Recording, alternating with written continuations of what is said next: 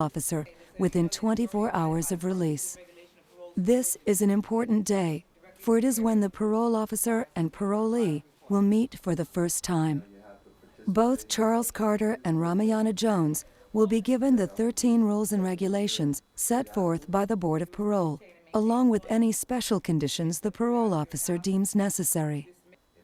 Depending on a parolee's history, special conditions usually consist of curfews, counseling, and attendance at substance abuse programs.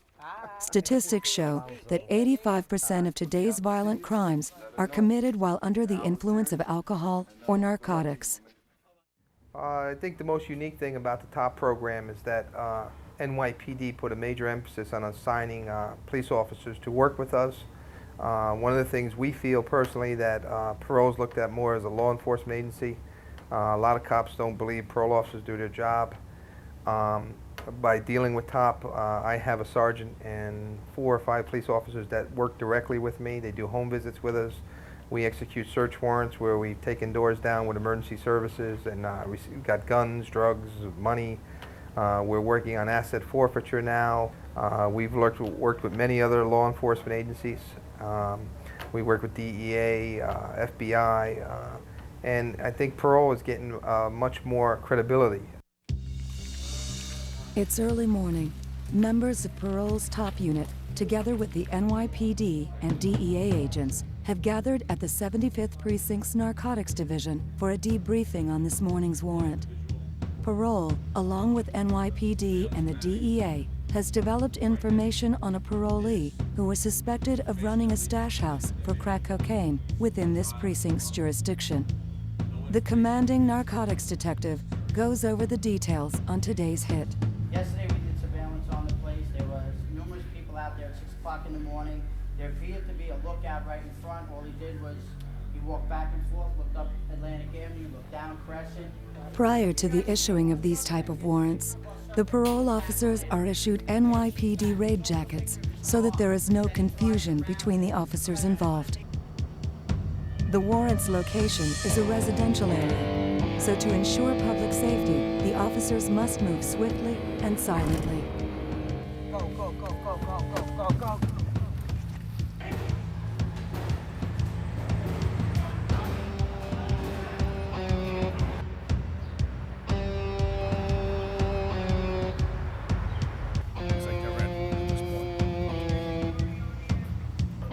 The entry to the apartment was executed successfully, without injury to any of the suspects or the officers who were involved in the initial apprehension.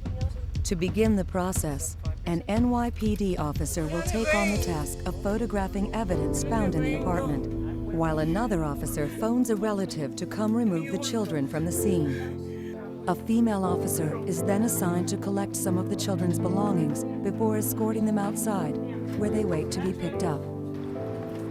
When faced with the possibility of losing her children, the female suspect becomes emotional and begins to resist arrest. Each suspect is escorted by police to transport vehicles waiting outside. Unfortunately, like most hardened criminals, this morning's arrest is just a day in the life in which they lead. At times, developed information may not always yield results, but today's warrant was extremely accurate. Along with the suspects, thousands of dollars in cash, plastic packaging bags, and large amounts of freshly cooked crack cocaine, the officers also discovered the loaded 9mm handgun they suspected the dealer of carrying, hidden in a ceiling tile directly above the children's bed. An unsuspected discovery was what police believed to be a jarred human pinky bone, perhaps a reminder or threat to all those with whom the suspect associated. I mean, we put a little dent in, what they do. I mean, how much is, I don't know. Oh, my jacket. No, this is your shirt. No, that's yeah, that's fine. I don't know how much of it then. We'll find out, I guess. So we'll see. Making a dent in today's war on drugs is no easy task. Parole has the advantages of its law enforcement network and its capacity to develop information rapidly. ESU is a tactical entry team composed of some of New York's most highly trained officers. Their job is to rapidly secure a potentially hazardous situation. Armed with an arsenal of high-tech weapons and a mass of distractionary devices, ESU is New York's SWAT team. Each year, ESU makes over 200 location entries in its war on drugs, many of those being a direct result of information developed by the New York State Division of Parole. Parole officer John Zwarchuk, a 15-year veteran of parole and a member of the Special Offenders Unit, is en route to conduct a routine home visit to ex-transit police officer Radamus Rios. He got infatuated with his girlfriend. He couldn't take no for an answer, so they bounced him off the job. He lost his job. And then he got involved with a lady up in the Bronx. Same kind of scenario. She wanted to call it off. The guy just freaked out.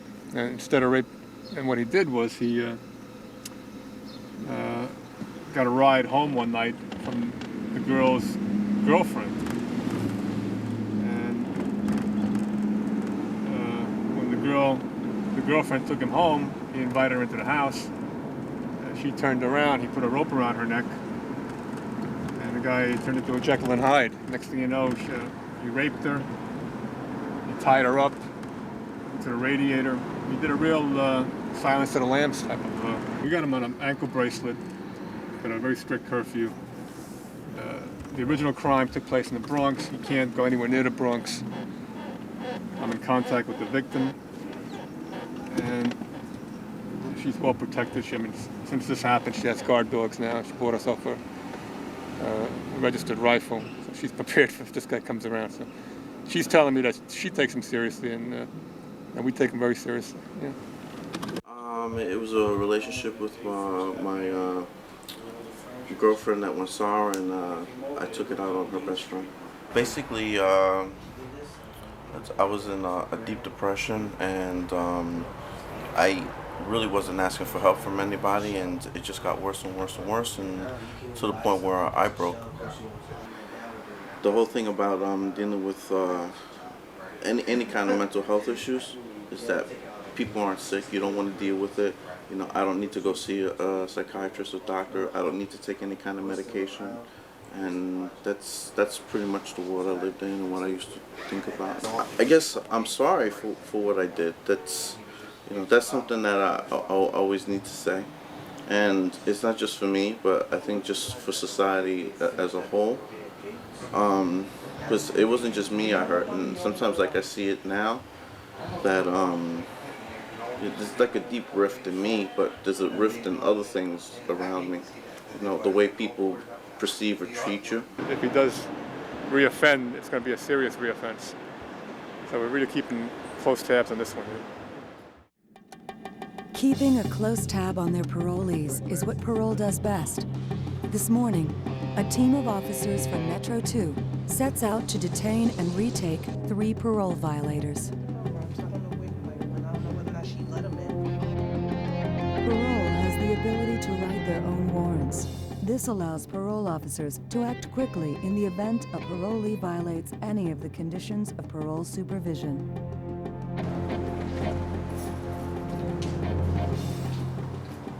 Without having to go through the lengthy process that most other law enforcement agencies must endure, Parole can swiftly retake a violator before any other criminal activity can occur.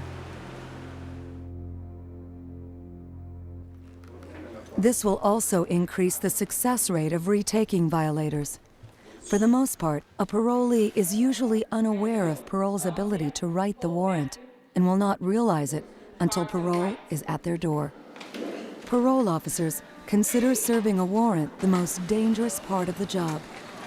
Every time a parole officer serves a warrant, there is the potential for resistance, possibly violent resistance. Most of the time, however, officers meet with a parolee who simply pretends not to be home. This was the case for parole officer Craig Gaddy. He had issued a warrant for the arrest of a parolee, a known member of the Latin King street gang, and who has failed to report to parole.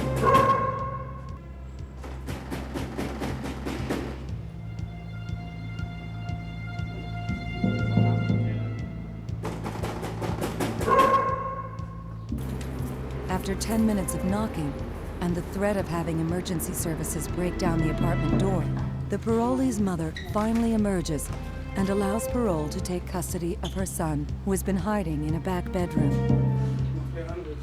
Stop crying, Mom. Stop crying. Watch right here now. Get a pen underwear, Mom.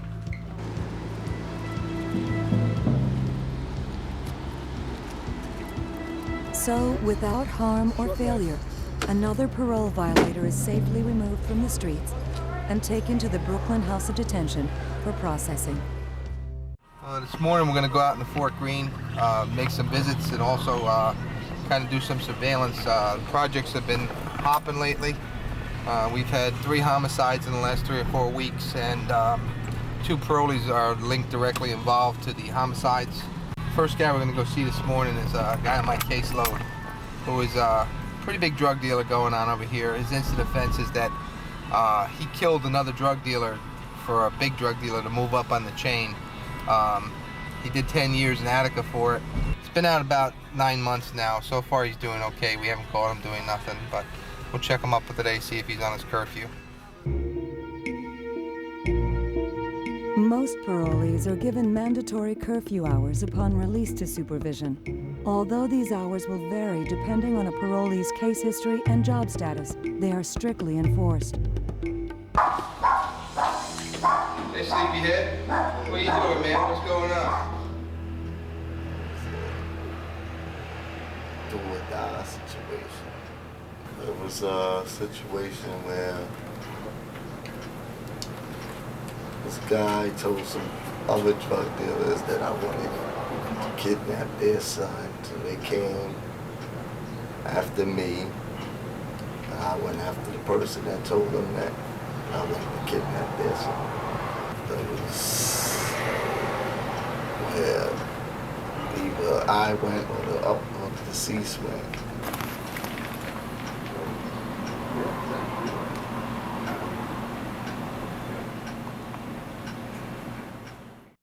Yeah, this is a typical in these projects. There's plenty of bullet holes all over the place, actually. So give you some idea of one of the pastimes here, and it's shooting at each other.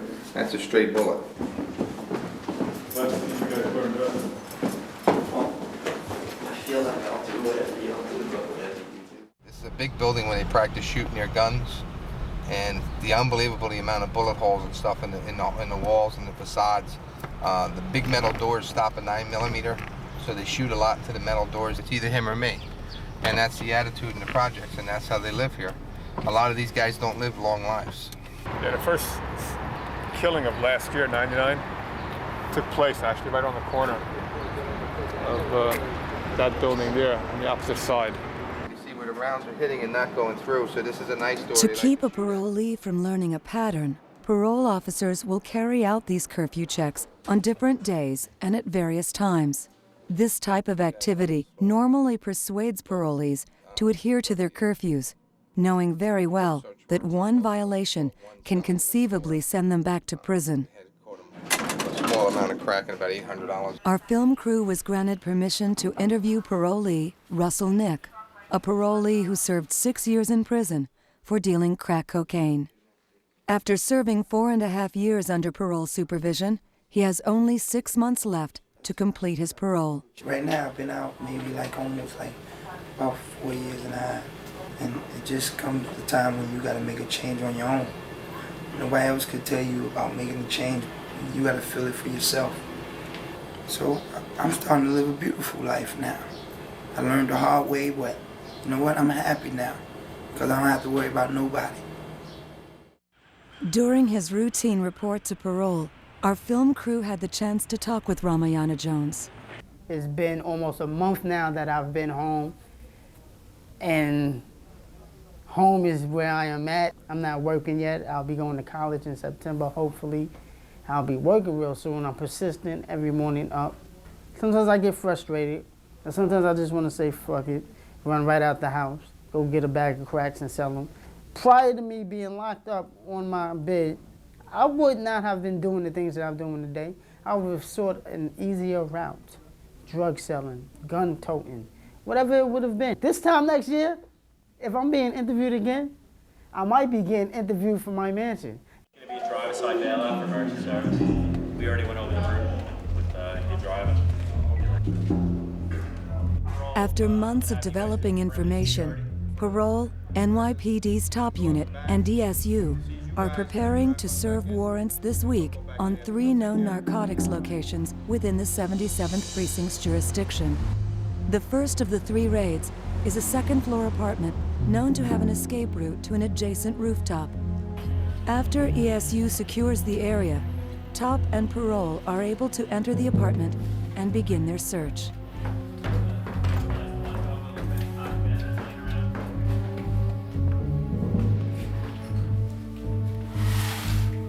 Our information is that when people come up the stairs or if the police are out in the area and the quick escape has to be made from the apartment, people will actually hop at great risk to themselves from this window ledge over onto the adjoining roofway.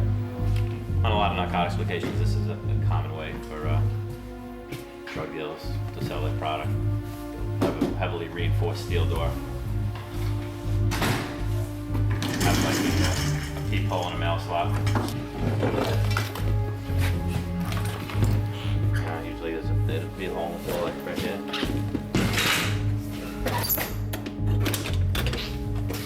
Very difficult to force that door open with this. So the apartment's vacant. We have information that people were in here within the last half hour or so. So being that the place is wide open, people are probably in and out, using it to use drugs and to sell drugs.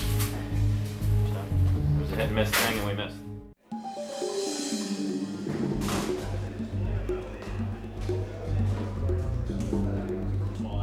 The second raid is on a clothing storefront that is known to be selling drugs in a back room. Parole and the NYPD top unit again call on the emergency service